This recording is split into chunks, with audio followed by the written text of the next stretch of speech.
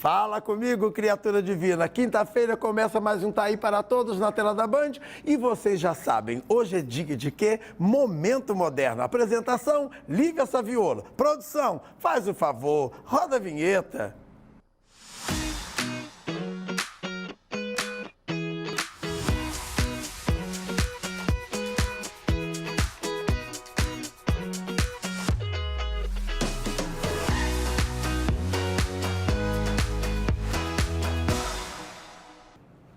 Boa tarde, está começando mais um quadro Momento Moderna.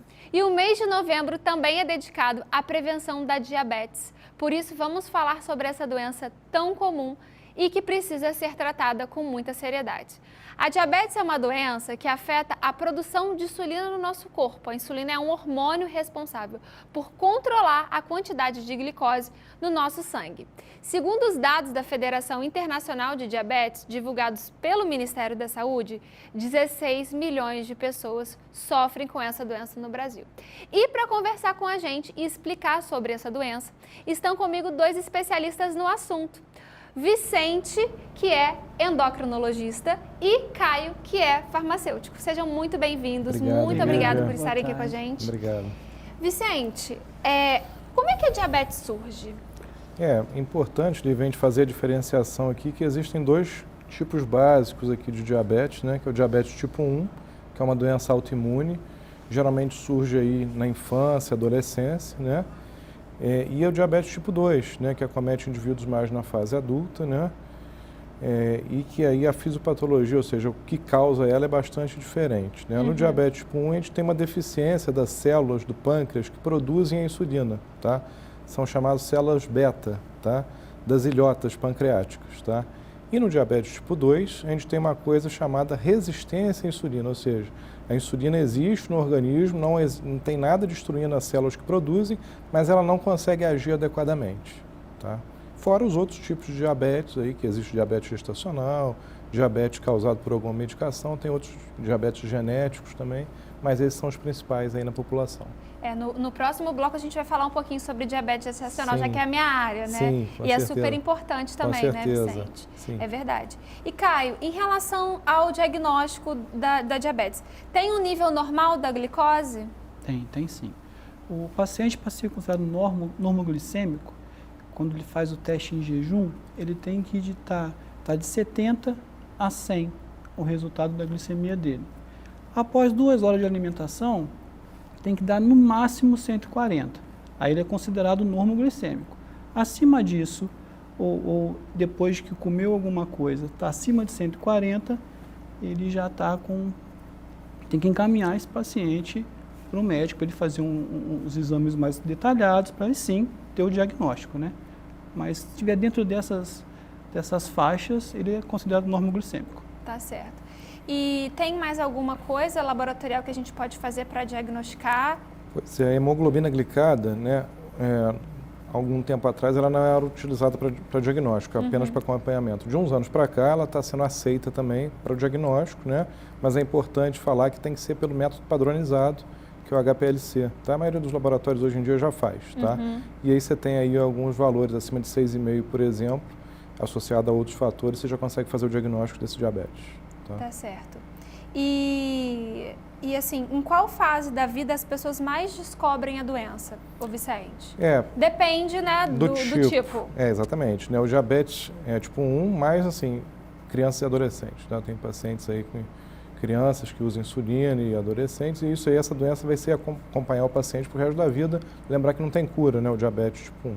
Tá? E é importante falar que muitas pessoas, no caso as crianças do diabetes tipo 1, infelizmente descobrem numa crise, numa cetoacidose diabética. Muitas vezes elas abrem o quadro com a cetoacidose, que é uma complicação aí grave, né, que até com risco de vida, né, do paciente, né, precisa ser rapidamente revertida, né. É verdade. E o diabetes tipo 2, né, assim, embora seja do adulto, com a epidemia de obesidade que a gente tem percebido no Brasil e no mundo, cada vez mais precocemente a gente está fazendo diagnóstico por causa da resistência insulínica, tá?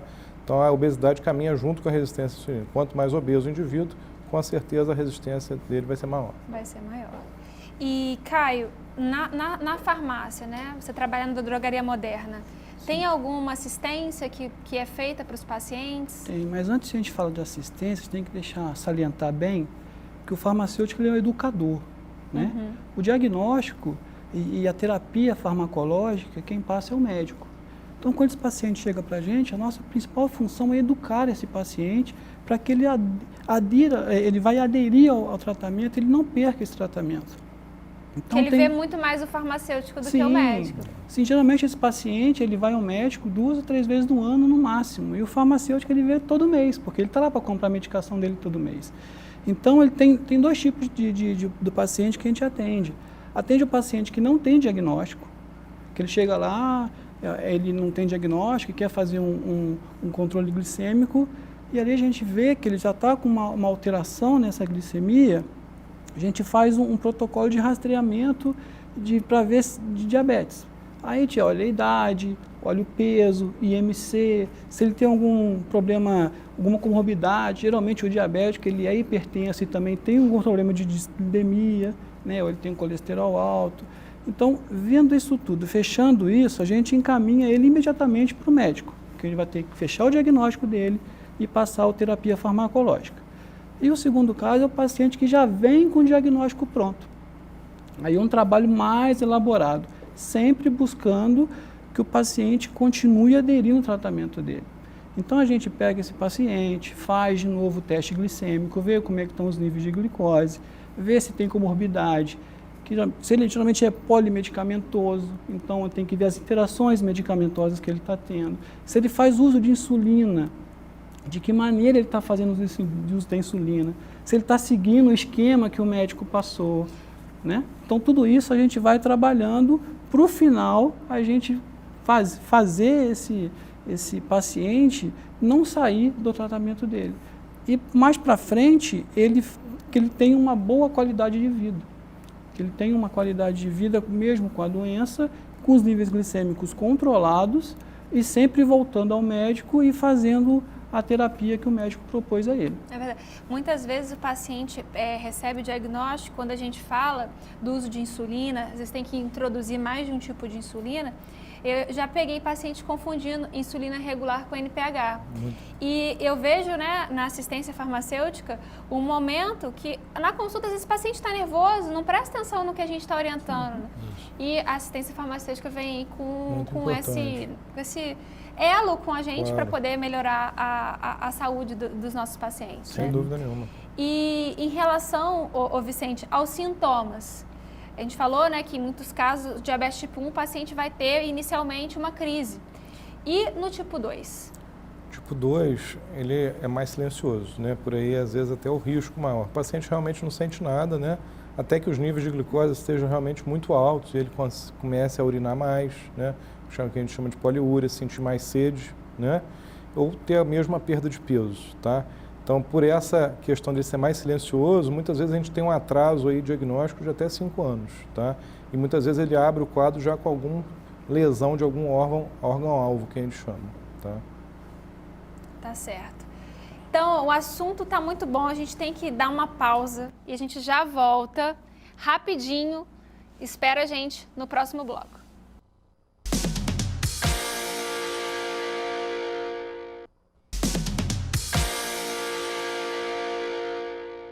Hoje estamos conversando sobre a diabetes, já que novembro também é um mês de conscientização da diabetes. E eu tenho aqui comigo o Vicente, que é endocrinologista, e o Caio, que é farmacêutico.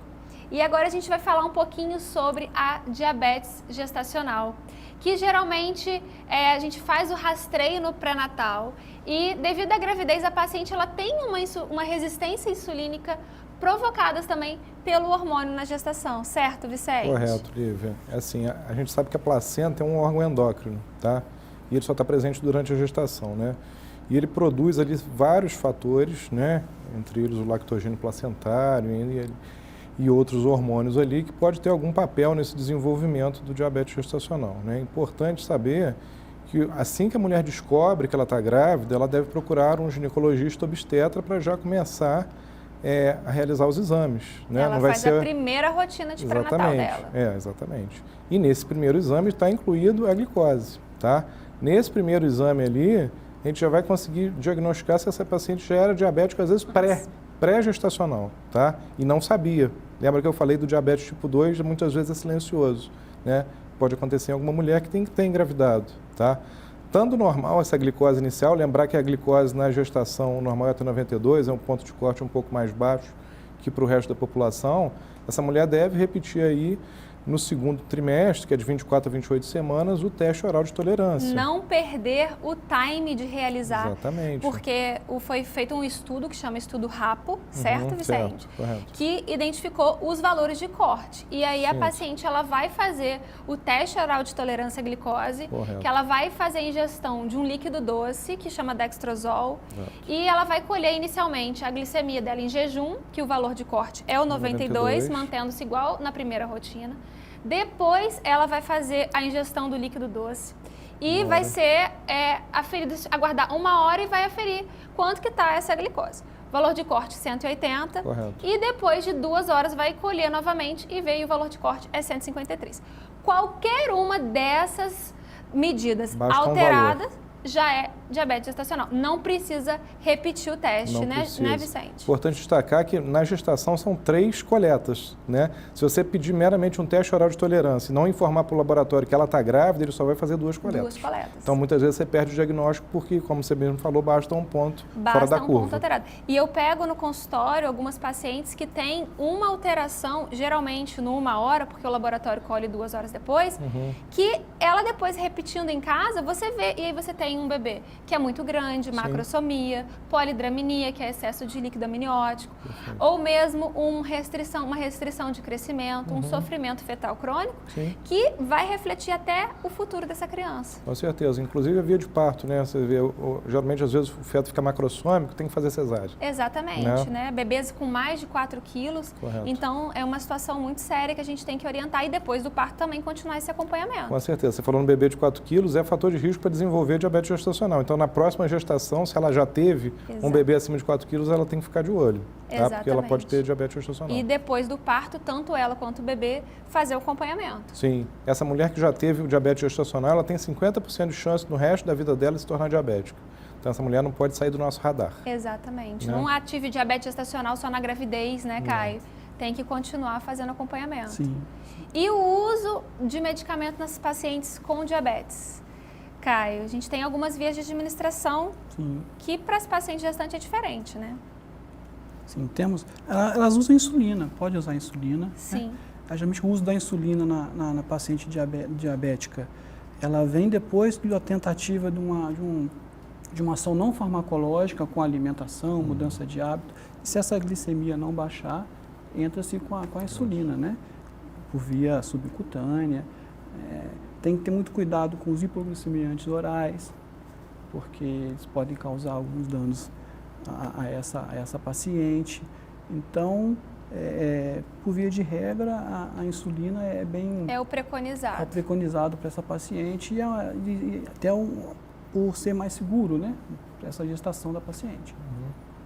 Exatamente. E o controle do diabetes gestacional com a endocrinologia acaba que a paciente também faz um pré-natal. Sim, exatamente. Com vocês, e a gente acompanha também o TSH, não só a glicose. Exatamente. Porque o TSH também tem pontos de corte para gestação diferentes do que a população. Então, inicio muitas vezes a levotiroxina. Exatamente. Se ela não fosse grávida, eu não iniciaria. Exatamente. Sim. O TSH, gente, ele reflete sobre a questão do hipotiroidismo. Sim.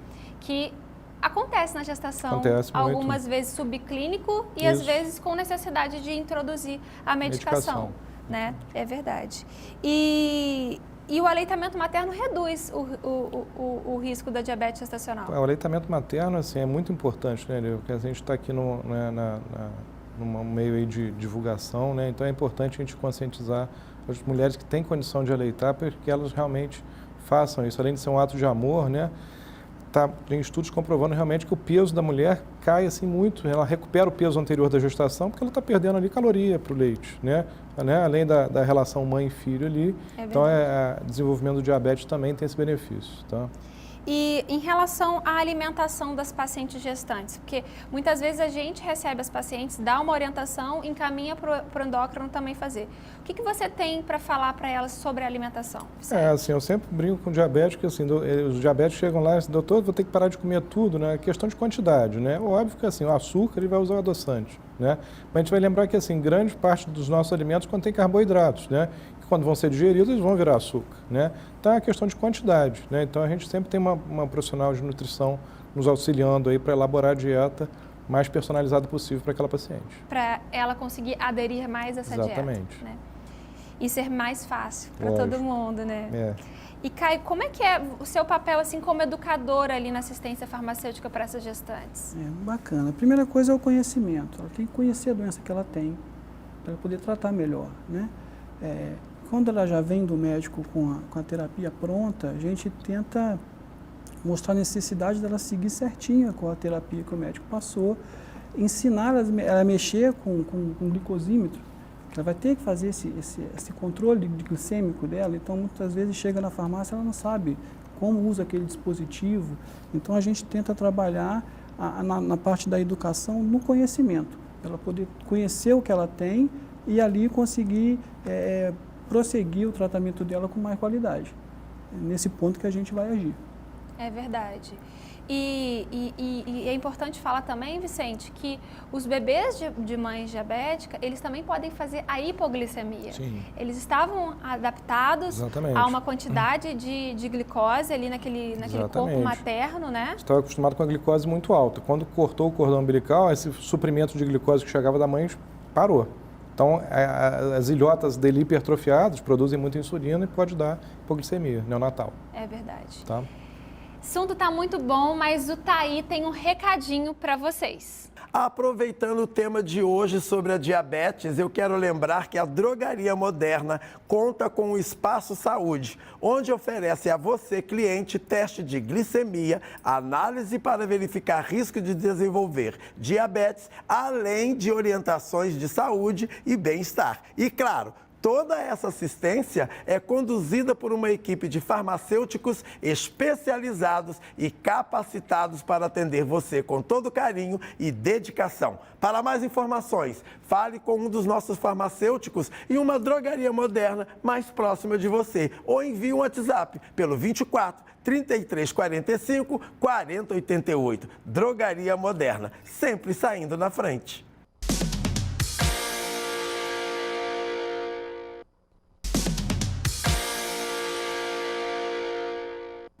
Voltamos. Existem diferentes tipos de medicamentos conhecidos como antidiabéticos ou hipoglicemiantes, que são utilizados para tratar o diabetes. Vicente, como que é feito o tratamento da doença? De acordo com cada tipo, tenta uma medicação, não deu certo? Como que é escolhido a medicação? Sim, no diabetes tipo 1, né, relembrando o que a gente tinha falado, o paciente, para desenvolver o diabetes tipo 1, praticamente ele não tem mais função endócrina do pâncreas, ou seja, a insulina que ele produz é muito baixa. Então é começado o tratamento já direto com a insulina, tá? E a gente tem hoje em dia uma infinidade de tipos de insulina, tá? Desde ultra rápidas, ultra lentas, enfim, tá? No diabetes tipo 2, né, a gente geralmente inicia com medicação via oral, que são os hipoglicemiantes orais, né, no qual a metformina é a mais antiga e mais estudada, né, tem mais de 50 anos de uso, né, e em algum momento pode ser necessário também a utilização de insulina, tá, porque vai havendo aí uma perda dessa função da célula beta ao longo dos anos de diabetes, tá? Tá certo. E, Caio, o monitoramento da glicemia capilar, ele pode ser feito em casa, pelo próprio paciente? Pode. Hoje a gente encontra o glicosímetro, que é o mais comum, aquele que você fura o dedinho, põe uma gotinha de sangue, ali ele lê e te dá o resultado da glicose. E tem também um dispositivo que é um sensor, que você coloca, geralmente usa na parte de trás do braço, coloca como se fosse um carimbo mesmo, você carimba, né, ele gruda na pele, não precisa usar o sangue para poder fazer essa leitura, é um monitorzinho, um aparelhinho tipo um celular, que o paciente vem, encosta, chega perto desse brochezinho que fica pregado na pele, digamos assim, e ele lê. De 15 em 15 minutos ele te dá a leitura dessa glicose. Então hoje tem esses dois tipos que são os mais usados, né? Sendo que o glicosímetro é o mais usado porque até por custo e benefício, ele tem maior oferta, né? Então atinge o maior número de pessoas. Esses dois são os mais comuns em achar. E lembrando que ele pode ser usado, o monitoramento da glicemia é importante ser feito em jejum, né? Pré-prandial, que é antes de comer, e pós-prandial, logo após eu comer. Então você consegue ter um monitoramento bacana. Lembrando também que alguns pacientes, eles, como faz uso de medicamento para diabetes, principalmente hipoglicemiantes, eles tendem a achar que comer menos à noite melhora. Então é importante fazer esse teste à noite também, por causa da hipoglicemia noturna, que a pessoa come durante o dia bem e à noite, por regrar, para poder segurar um pouco o peso, come menos. Aí vai e de madrugada faz uma hipoglicemia. Então, o que é muito sério. O que é muito sério. Geralmente o paciente está dormindo, né? Pode correr risco de vida, né? É verdade, é verdade. Tem que ter um controle, um acompanhamento multidisciplinar e é muito importante. E tem novas tecnologias também, né, Vicente, para esse controle e tratamento, né? Sim, tem as bombas de insulina, né, que já existem há algum tempo, né? Geralmente mais indicados naquele paciente diabético tipo 1, que você já tentou vários esquemas e ele não conseguiu chegar na meta dele, né? Só para lembrar, a maioria das sociedades admite com uma hemoglobina glicada abaixo de 7 como a meta a ser atingida, né? E a diabetes tipo 1 pega o indivíduo numa fase complicada, a infância, a adolescência, muitas vezes são rebeldes, negam a doença, comem doce, né? Então realmente uma doença difícil de ser tratada nesse período de vida. Sim, tá? E até também pelo contexto familiar, né? Com certeza. Vendo todo mundo fazendo ingestão de alimentos que são gostosos e que não pode ingerir. Então é bem difícil, né? Muito difícil. E a gente vê que tem remédios aí famosos, né? Famoso Ozempic, que muitas pessoas utilizam como uma forma de emagrecimento. Sim. O que você tem para falar para a gente dessa medicação, Vicente? Eu acho que assim, o conselho que eu tenho que dar... Ele é uma insulina, primeiro, né? Ele é um análogo, né? Análogo? Das moléculas que foram descobertas há algum tempo, chamado incretinas, tá? São moléculas produzidas pelas células do intestino, tá? Que são secretadas na corrente sanguínea e auxiliam a função do pâncreas. Então, aumenta a secreção de insulina pelo próprio paciente, tá? Isso aí foi um boom aí, realmente, a descoberta disso aí. Estão aprimorando cada vez mais essas moléculas, né? A ponto aí de já ter medicações desse tipo poder ser utilizada via oral, tá? A recomendação que eu dou, assim, os estudos, à medida que os estudos vão avançando, pode ser que realmente algumas dessas moléculas possam ser utilizadas na obesidade, tá? Mas não use nada sem a prescrição médica. Sem prescrição médica. É a recomendação maior assim que eu posso dar. Não é para sair comprando remédio sem ter orientação, porque isso é muito, muito sério, né? Automedicação. Hipoglicemia, entre outras coisas e consequências que a pessoa pode ter. Exatamente. Né? E, Caio, a atividade física também é um grande aliado. Sim. Os tratamentos não farmacológicos são de suma importância, né? O medicamento, a mudança de hábitos de vida, né, e o conhecimento. Esse tripé dentro do tratamento de diabetes é importantíssimo, porque o paciente ele consegue, através do exercício físico, abaixar os níveis de glicemia dele. Quanto mais exercício físico ele faz, mais ele consegue abaixar esse nível de glicemia. Consegue, então, tem até paciente que nem, com o tempo, ele deixa de usar as medicações por causa dessas atividades, né? Por fazer a mudança de hábitos, de alimentação, começar a fazer um exercício físico de leve a moderado, com uma certa continuidade. Isso vai, com o tempo, beneficiar esse paciente, tanto medicamentoso como não medicamentoso. É a mudança do estilo de vida. Isso. É a mudança. Tão falada e tão difícil de ser implementada. Tão falada e implementada. difícil de ser implementada. Ainda mais com o paciente, quando o paciente tem mais idade, é muito mais difícil mudar isso, né? Porque já vem com uma rotina de vida e do nada ele aparece ou descobre que tem essa doença, aí fala, agora você tem que regrar isso aqui, segurar ali, ele é muito resistente a essa mudança. É verdade. Sem contar às vezes, deficiência articular, dores, né? Que é difícil ele praticar algum exercício mais idoso. É verdade, é verdade. E a gente tem também o famoso e triste pé diabético. Exatamente. Que é uma complicação da doença. Sim, pé diabético aí acomete milhões de brasileiros, né? É uma causa importante de amputação, né? Seja de dedos ou mesmo do próprio pé inteiro, né? ele tem vários fatores que contribuem, né? Principalmente o fator neuronal, né? A gente sabe que os nervos do diabético são alterados, ele não sente a dor, né, como uma pessoa normal. E o componente também vascular, ou seja, a irrigação sanguínea no pé do diabético, em todo o organismo, não é normal, tá? Quando você associa esses dois fatores, você abre aí a chance para o desenvolvimento de alguma complicação, principalmente membros inferiores, que é chamado de pé diabético. O pé diabético. E em casos extremos, essa circulação é tão prejudicada que tem que fazer uma amputação, infelizmente. Por isso que tem que levar o diabetes a sério. Orientar quanto os cuidados no pé, exatamente, cortar a unha, né, da maneira cortar correta. A unha, o sapato que está usando, não porque às vezes faz calo, não sente, exatamente, e aí aquilo vai, a ferida vai abrindo e chega um ponto que... Examinar os pés todo dia à noite, né, é importante também. Fazer disso um hábito. Exatamente. E, Caio, a gente tem que orientar o paciente que usa insulina a ter um rodízio ali das aplicações. Sim, sim. É importante saber o porquê do rodízio também, né? Você fazer a insulina no mesmo lugar sempre pode causar alguns danos. Existe um dano chamado hipolipotrofia, que é onde o paciente, com o tempo, vai criando depressões naquele local e vai perdendo o tecido subcutâneo. Então, quando você insere e faz ali a aplicação da insulina, você já faz meio que no músculo.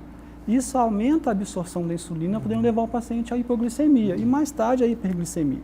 Então, isso é muito complicado. E tem a hiperlipotrofia, que é onde causam os nódulos ou acúmulo de gordura que atrapalha a absorção dessa insulina. Aí, com o tempo, também não vai fazer a terapia, não vai conseguir fazer essa terapia de forma satisfatória, aumentando a glicemia desse paciente com o tempo. Por isso é importante o rodízio. Sim. Né? Então, a gente tem locais vastos, né? Tem a parte da coxa, a parte do glúteo, atrás do braço, o abdômen. Então, ele pode fazer nesse revezamento de acordo com o que ele for aplicando. Porque se for um paciente que faz mais vezes aplicações dessa insulina por dia, então ele tem que fazer essa rodízio. Ainda, se for uma vez por dia, faz um pouquinho aqui. Lembrando que a distância de um para o outro é bem vasta. Então, talvez possa fazer até no mesmo local, porém em lugares diferentes. Diferentes, né? É verdade. O papo está muito bom. E o nosso programa está chegando ao final. Eu quero chamar o Thaí para poder vir aqui encerrar com a gente. Pra gente Sempre assim, gente. Eu só chego no finalzinho do programa. Mas em compensação, eu assisti toda essa bela matéria.